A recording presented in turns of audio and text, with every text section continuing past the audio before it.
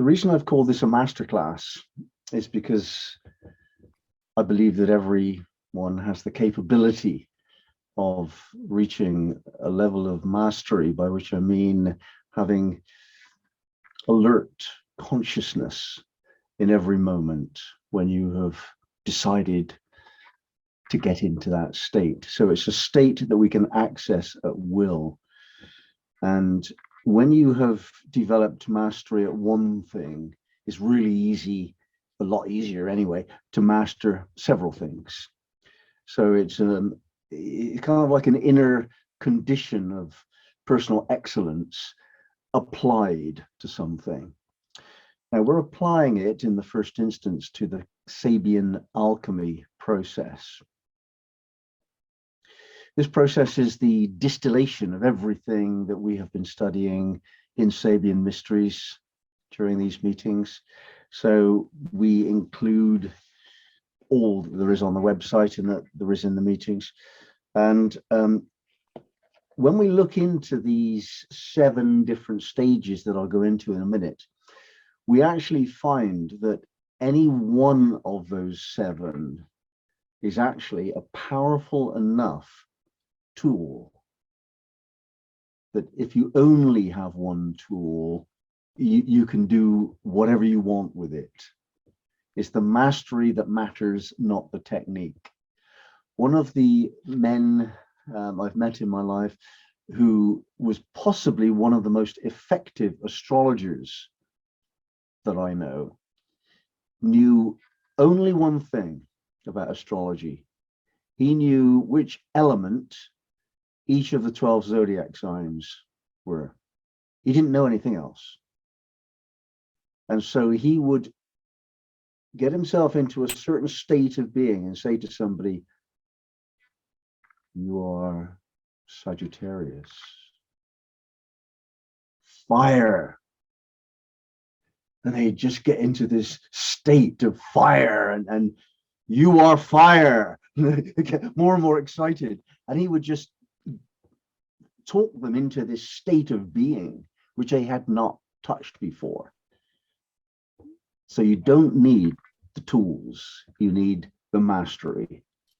However, in order to develop mastery, very typically, you need to learn the tools that another master has actually used to convey mastery. So we're going to learn these techniques, and they will take a very long time to actually really be excellent at them. However, it is my idea that even if we don't get very good at using the techniques at the beginning, nevertheless, the process still works. So the reason that we're using this process is whatever you find convenient, but it's not only to develop mastery in yourself and in others, it's also for awakening, spiritual awakening, and healing, of course. And I think those 3 things are very similar, if not the same. We have gone over several times now the idea of what these 7 are. So the question, an associated planet, the Elven Star, pathworking, a life examination, an affirmation, and a spiritual practice. These are the 7 things that we're going to be using, and we're going to be looking in some depth into all of them, and at the same time taking a person through that process. I know that you know this already, and I'm going over it multiple times so that it just becomes second nature. We don't even think about it. And the whole idea about sorting the question out first is really central. This is the beginning. Without doing this properly, it doesn't work. You have to get the question right. And during the process, finding out that we actually didn't get the question quite right, later we go back and we have another question, and perhaps another, and perhaps another. Now that trial and error process is life. We don't really ever expect to get the exact right question immediately. In fact, we don't really ever expect to get the right question at all. And one of the secrets I would suggest is that we're not looking ever for the answer to a question. What we're looking for is that the question dissolves. Very different attitude. If you haven't got any questions anymore, it's not though you think I had a question and I'm concentrating on the answer. You know, you just haven't got a question anymore because you've moved into the reality where you know that, so it's not a question. What we're trying to do is to dissolve the question, and if you ask exactly the right question, then that's what occurs, and nobody really does. Now, for us to give a client or ourselves a helpful hand in determining the question, we've designed any number of questionnaires. There are about 16 Q21s, 21 questions, and they are very sharp indeed. The one that we've used for 20 years and I've used very, very frequently, if somebody I've never met before simply fills that out when I'm looking at them and they give it to me, as long as there's the authentic kind of intention, is truthful, then I know exactly what they need immediately. You know, there isn't any doubt. And once you've used the questionnaire a number of times yourself, you'll realize the questions are so sharp. And that's because we're directing the attention to the 7 different truths of our being. And we awaken 7 different planes of consciousness within us by doing that questionnaire. So if one of the bits of us wants attention, the unconscious mind just, you know, overtakes the pen and puts down a really low score. You know, if somebody's actually really wants to have somebody ask them a question about this aspect of their life, they'll put a 2 down on the paper, and all you have to do is to just say, really, 2? Well, all right, make it a 4. You know, are you sure it's a 4? I mean, what if we, you know, and you talk about it a bit more, it's a 7, you know. They just want, it's a cry of help. So the techniques that we're using are all conscious and written and deterministic, but actually the process that we're triggering is unconscious. Typically, the unconscious part of our intelligence somehow creates a Freudian slip or something, and we have to notice that. So the biggest secret that we have to bring to this whole process when we're working with a client would be big ears and a radiant heart.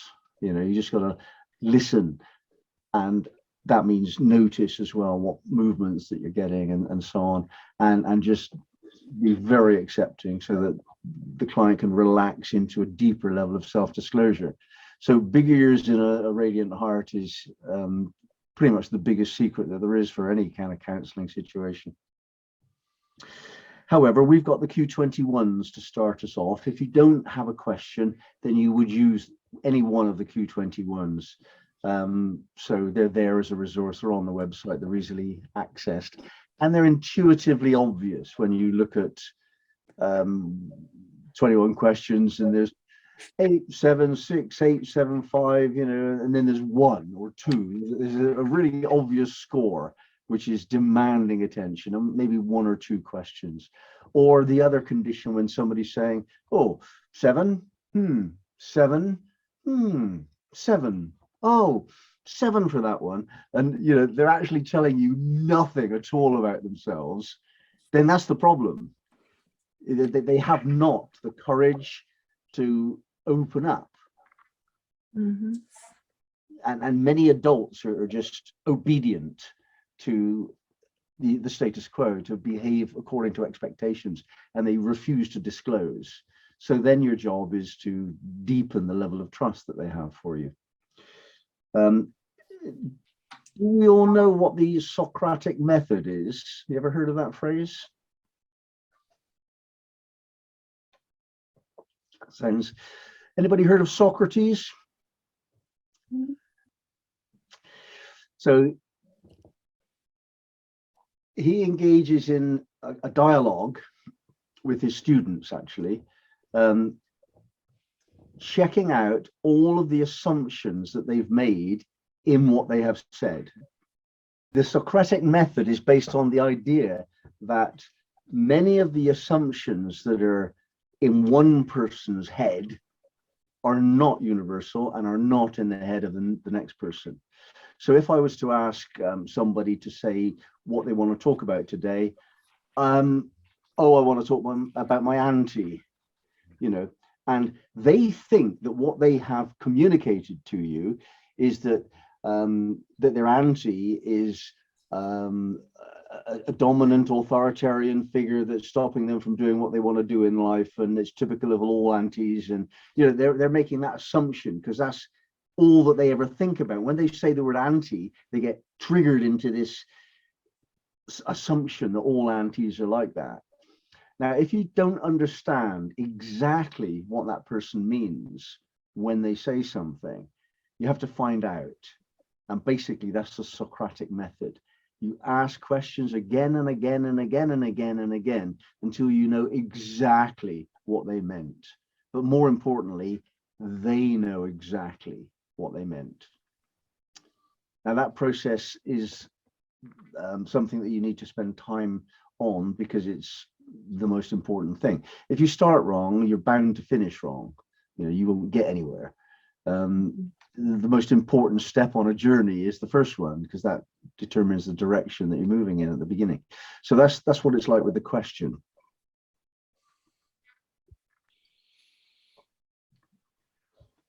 And when we're trying to uncover false assumptions, we need to ground that in fact. So all aunties are like this, are they? Well, no.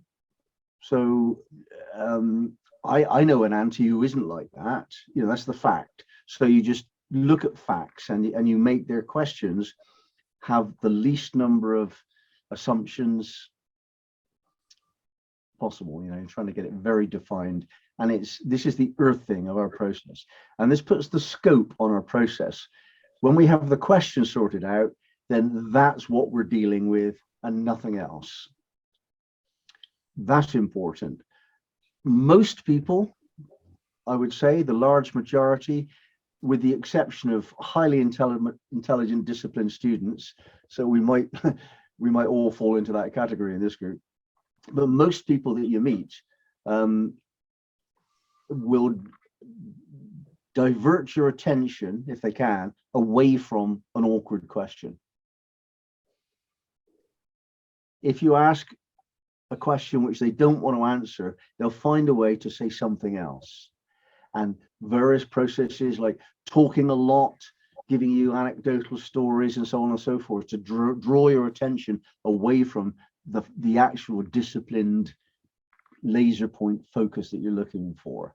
So you have to hold your attention on the question, and writing it down is very helpful for that.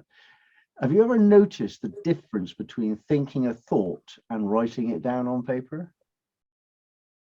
The writing it down will be very noticeably different from the thought that you thought you had. Because quite often when we say think of something, we don't even think of it, actually. We feel that thing and we might visualize it, but we don't actually really think about it. But when you actually have to choose which word to write down, it embraces the thinking mind. So you've got this visual image of the future. That's what I want to happen in my future. Now write it down. Oh, what is that? Is that a palace, a cottage, a house?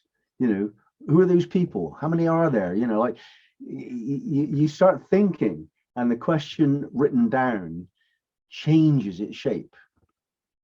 So I would always try and have a written form of the question where every word is agreed. This process embodies things. This gives facts. This gives physicality. A written question is physical. An imagined question is not. if you answer my question in your imagination, it's not in the physical world. But if I get you to write it down, there it is. So the first stage of our alchemical process is to establish in the physical world the scope of what we're doing. We move from the physical plane of consciousness into the next realm, which is called the astral realm in Sufism, by tuning in to our sense of the planetary energies. The 7 inner planets have been studied for thousands of years, even before Babylon and Chaldea and all that kind of time. Go back 300,000 years when everybody was sitting around the campfire, grunting and eating their meat. There was one person not joining in with the general kind of fun, always up on the hill, staring at the night sky, always. Every night he was there, staring at the night sky. What did he see for the first time that anyone had ever seen anything?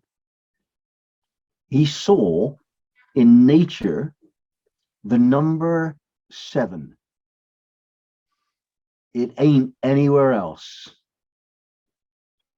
Everything you can see in 1s and 2s and 3s and 4s and 5s and 6s, but you can't see 7 in nature.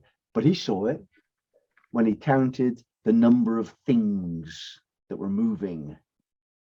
The sun, the moon. He couldn't see Mercury unless he waited a very, very, very, very, very long time and just thought, what's that? That's a planet, you know. And eventually, after 20 years of stargazing, he'd have seen Mercury, and he'd have been the first person in his tribe to see Mercury, because the others wouldn't bother to look up in the night sky. You know, it's too close to the sun. So what do you think it does if you stare at the night sky every night of your life? It turns you into somebody who's got a different way of perception. You're going to be the shaman in the group, aren't you? You're going to be the eccentric nutcase who has actually opened up the facility of being able to do things that other people can't do. Now, one of the things that he can do that the other people can't do, he can feel the planetary energies. Now, perhaps we need to train ourselves to do that. But if I just say a word to you now, and you notice how your mood changes. Jupiter. And here's another word for you. Saturn.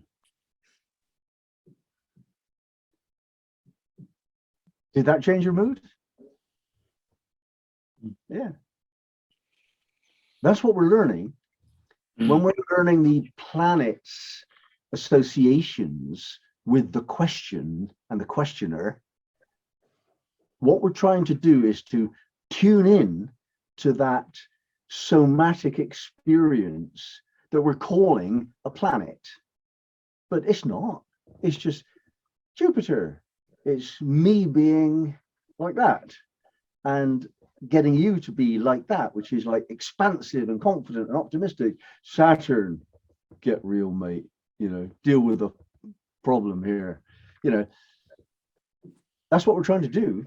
We're trying to become so familiar with these 7 basic archetypes that we can at will embody them, and we can easily notice the embodiment that other people have if they're clear about it. And of course they're not. You don't get people being specific about their planetary archetype or resonance, not to that level. There's always a mixture and a confusion, and they change. But if you actually hold them to it and you say, look, is this Mars-like? And you don't say, I wonder if it's Mars-like. Do you think it might be Mars-like? You don't ever say that. That's not in alignment. If you want to talk about Mars, get Mars into your system. Talk about Mars. Get people a little bit on the defensive so that they're aware that they could be attacked any minute. talk about Mars in a Mars-like way. If you want to be like moonlight, then just drift off a bit. Get the atmosphere of the planet into your way of being. Now, what that will do, it will set up a resonance or a dissonance with the client. And if you say, is this Mars-like? And they say, oh, then no, it's not. Is that clear to everybody? We have to learn how to turn these planetary concepts into something more somatically expressed moods, atmospheres. Now, this is the astral plane. When we move into the third stage of our process, we enter another dimension of consciousness. The Elven Star is a process whereby you just can't understand it. It's too much. We can't handle 7 things all at the same time, typically. In order to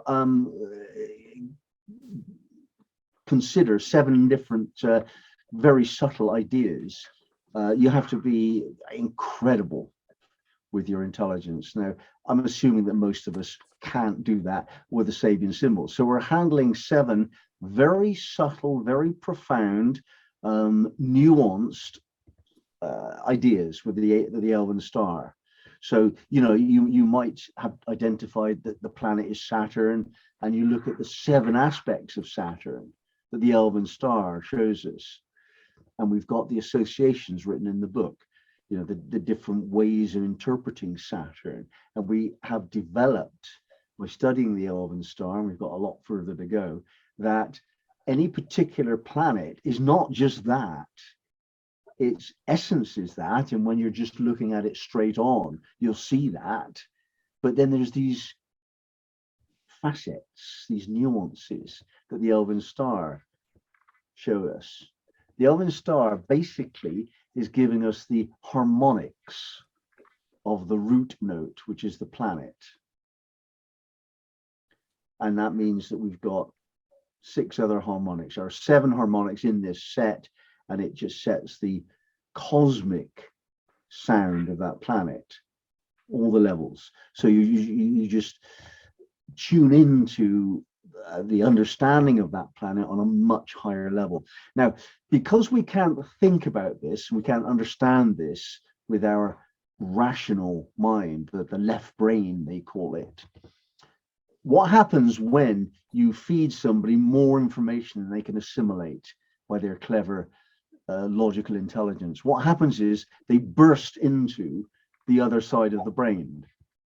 If you present, for example, a series of pixels on a screen, any one of which is simply a black dot or a blue dot or a yellow dot, and if you just put those into a certain shape, which is ill-defined, as soon as it possibly can, the right brain fills in all the gaps using intuition and imagination. Are we aware of this? That's basically how we manage to understand any communication, because most communications are not logical. So what happens when we have just got too much overload for the logical brain? It just jumps into the non-rational side of our thinking. And then you've got 2 sides operating, the left and the right side of the brain. How are they going to communicate to each other, which they're inclined to do? They go through the center, the pineal gland. And this is the awakening of the third eye. That's the process. The third eye awakens gently, gently, gently, gently, gently for a long time, and then it just goes pop. So you'll know it if it happens, or if it happened, but we can actually do work to make it more likely by this kind of process of working with paradox. The whole of Sufism is based on paradox, as is Zen, of course. You give people something impossible to understand, they'll make it work. But the way in which they make it work isn't thought through. You've actually to trust your intuition for this other facility to arise.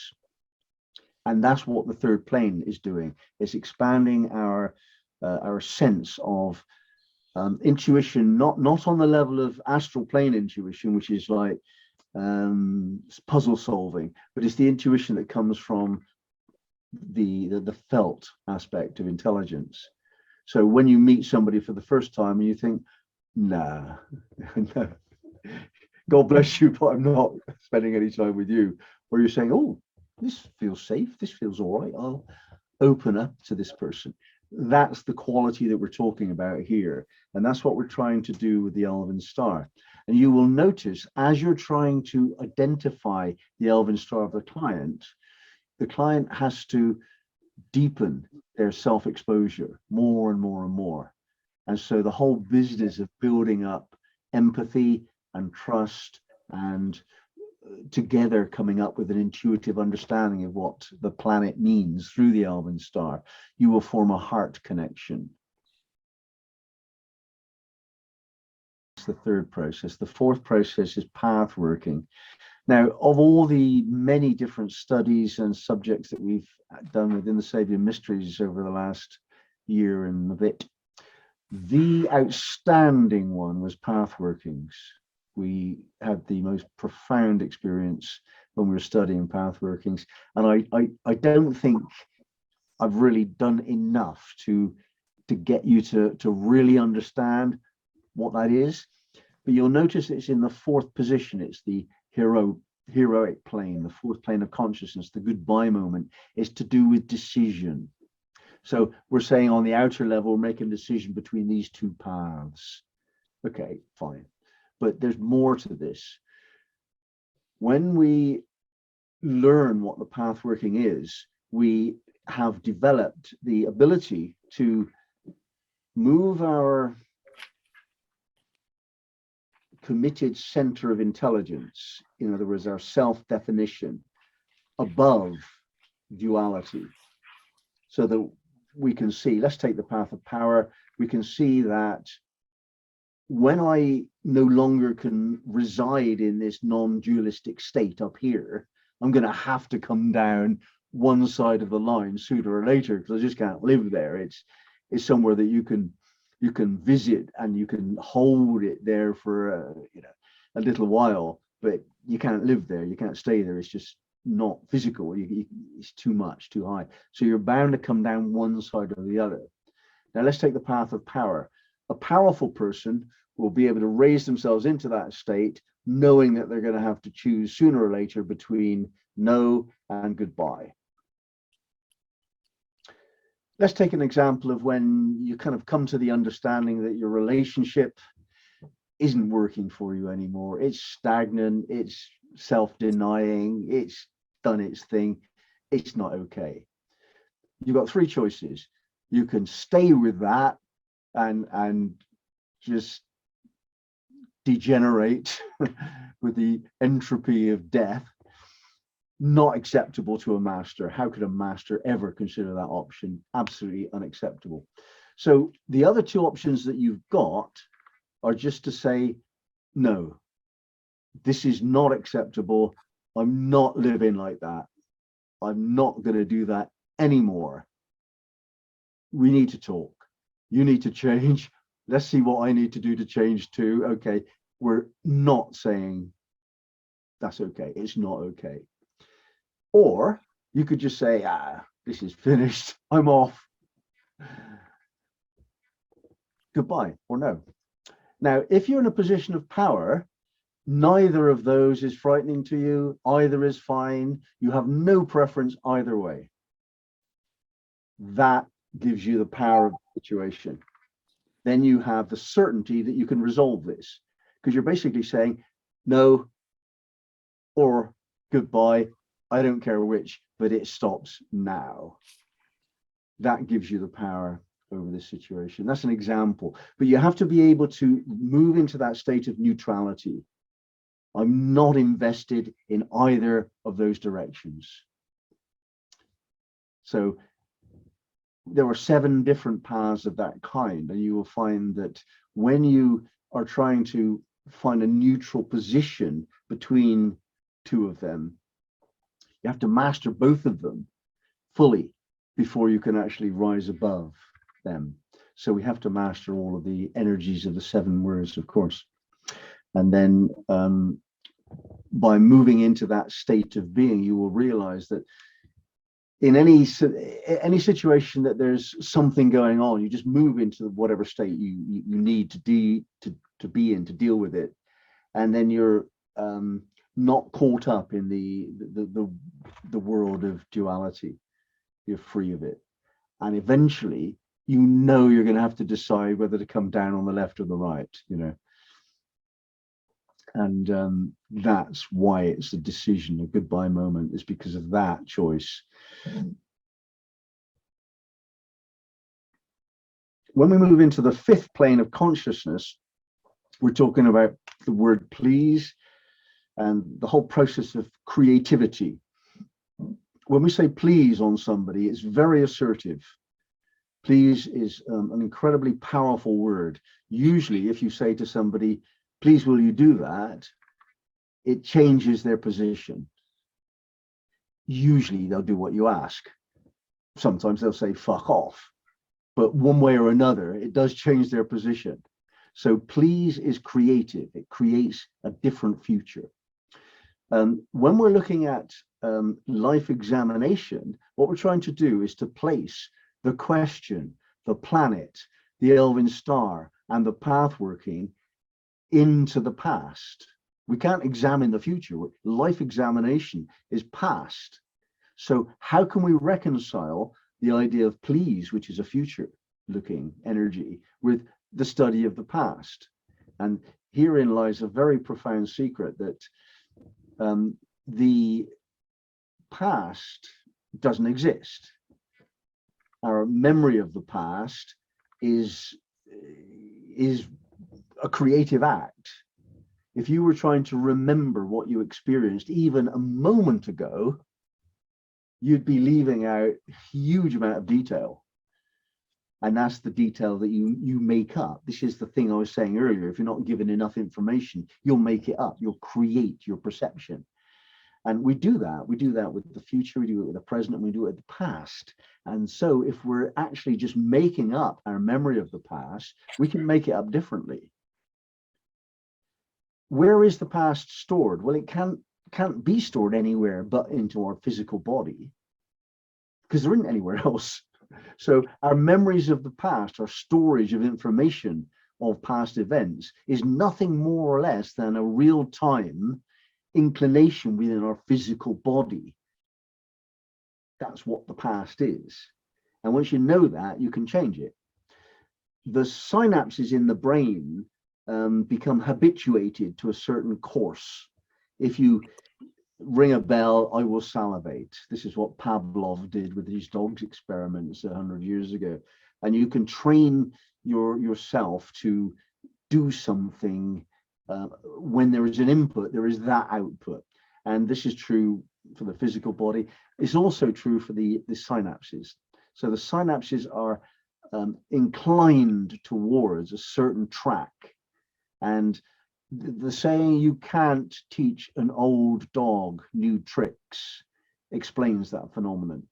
The baby, the puppy, they can learn anything immediately. A child can learn a new language in the space of 3 years, as long as they're 3 years old. You can't do that to an older person. So our inclination to do things in a certain way is our memory of the past. And we can actually teach this old dog new tricks. That's the only way it actually works. So we train our synaptic patterning differently. We train ourselves to move away from our memory of the past towards a different memory. And the simple logic is basically, what you have been doing is seeing a half empty glass. Please notice it's half full. So what we try and do is retrain somebody, and you can't untrain this. It won't work. What you have to do is to give a different output for the same trigger. And you start by discussing optimism, instead of pessimism. You get people to think differently, and that might work if they're quite a strong-minded person, highly intelligent and clear-minded and not overly emotional. Then just explaining something to somebody can actually change their whole life. But that somebody has to grasp that new wisdom and run with it, or it won't work. So putting a different idea in someone's head is often enough, but by no means also always. You have to do it again and again and again and remind them when they're not doing it properly.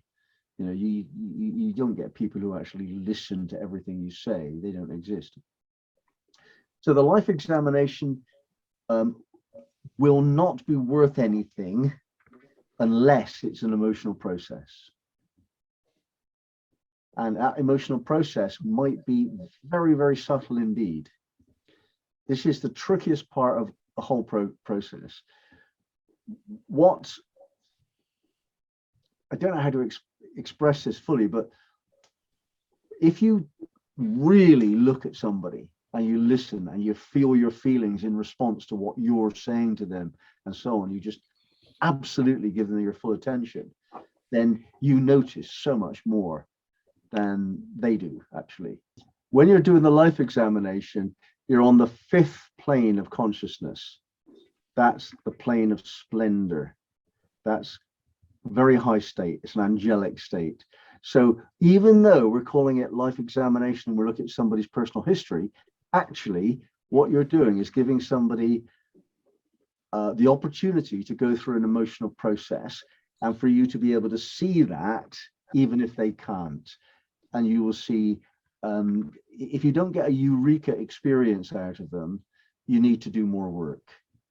Now, eureka experience doesn't necessarily mean you've got to jump naked out of the bath and go screaming down the street. That's not really necessary. A eureka experience might be, that might be it, you know, just a little, yeah, I got it, you know. And, you know, if you get somebody going, oh, yeah, okay, that's probably not one. That's probably somebody showing off. But if they go, oh, or they cover some part of their body, you know, if you look at what part of the body somebody covers when you're discussing things, you'll see what's going on, you know. This would be to do with power. The voice is what carries power. Pain, emotional pain, you know. People cover different bits of their, you know, emotional centers, basically. So that's what we have to learn how to do, to pick up on the unspoken, unconscious clues as we're going through somebody's life process. When we're on to affirmations, we're going to an even higher state of being. This is the 6th plane of consciousness, wherein the individual is not really identifying much with the ego. You can't be in this world without an ego, but you can be very much less inclined to feel its importance. You can ditch self-importance. And that's what we're doing with this affirmation. We move into the 6th plane of consciousness.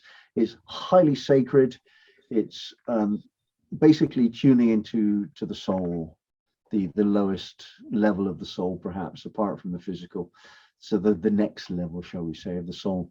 And at that level, the soul has no constraints of time, so it can see the potential futures that are available to it on the physical realm. And the affirmation is a statement of what you see yourself already on the astral plane as becoming on the earth plane. So on the astral plane, you know yourself to be the successful person who has done all of this in their lives, but that's you 40 years from now. And then you come back onto the earth plane and you'll know that that is coming your way, unless you do something silly. That's coming to you. And so when you make the affirmation, you say, I am that. And that is true on that level of soul. The difference between a lie And an affirmation is what level of consciousness you bring to the matter. And of course, typical New Age people, they prefer the lying version, you know. But you must move into the sixth plane of consciousness to make an affirmation meaningful. Affirmations also need to be rigorously tested as the questions at the beginning, because an affirmation is a schematic, a plan for the future, and you have to get it right. They're very powerful when they begin with the words I am. All I am statements are profoundly more powerful than anything else. And in order for you to invest the most sacred part of your being and to turn this psychological process into a prayer, into a vow, then you do it in sacredness. So you come up with a spiritual practice, and you do that again and again and again and again, every day, every day, every day. So you don't just do this exercise and then go off and do something else tomorrow. You do this exercise and you repeat it by remembering it day by day. And that's the seventh stage. And that moves you into the resonance with the spiritual realms. So these practices, especially if they're mantric, in fact, probably only if they're mantric, they've been done a huge amount of times, you know, billions and billions and billions of repetition of the same phrase. So when you move into that repetitious attitude, you kind of resonate with something which is, you know, almost beyond time, really, and very profound, and it just takes you to another realm if you do it properly. And if you don't do a spiritual practice properly, that's very, very foolish, because you not only do you not get anything from it, you actually lose the possibility of getting something from it later. You can't align with a spiritual practice legitimately one moment and then just do it empty the next and think that that's okay. It's not. Whenever you say any mantra, make sure you only ever say it when you're in the right state of being. So basically, I guess I'm saying what we're doing is very, very much more than just a mental exercise. This is not mind work. This is not philosophy. This is body knowledge. We have to be able to embody the wisdom that we want to deliver in order for this to be able to work.